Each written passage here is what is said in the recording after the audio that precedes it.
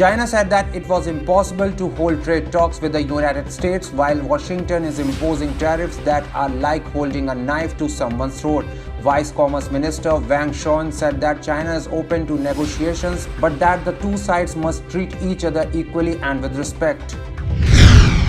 The US State Department is all set to sell a batch of military parts to Taiwan the same day US President's latest round of tariff against Chinese import took effect. The $330 million contract would notice the US ship standard spare part for several aircraft including F-16 fighter and the C-130 cargo plane.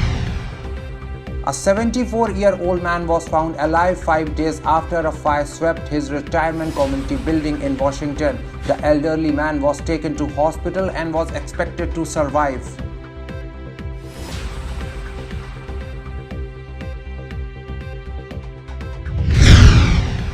US President Donald Trump urged the world leaders gathered to work together to combat scourge of drug addiction and stop all forms of trafficking and smuggling that provide the financial lifeblood to vicious transnational cartels.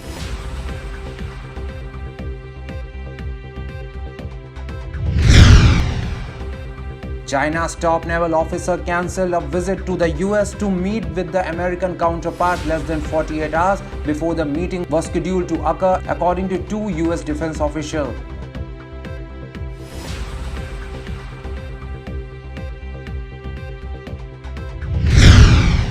A 41-year-old Canadian man has been sentenced to more than 11 years in prison for conspiring to smuggle thousands of pounds of marijuana into the United States through the Oxen-Mohawk Indian Reservation in northern New York.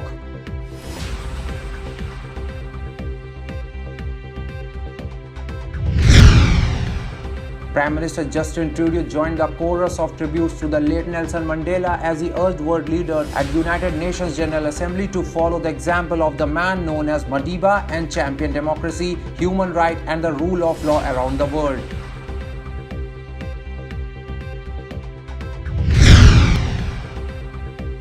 Environment Canada has confirmed a third tornado touchdown in Kalaburg, Ontario, the same day that two other visitors tore through the Ottawa-Gatineau. The tornado touched down shortly after 4:15 p.m. and tracked roughly 15 kilometers east to White Lake.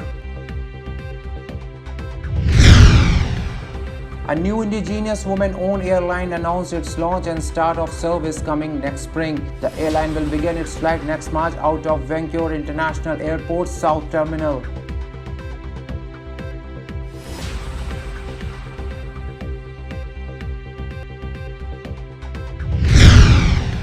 A man in his 20s is dead after a shooting in North York. Toronto police said that the victim was found with what appeared to be gunshot wounds.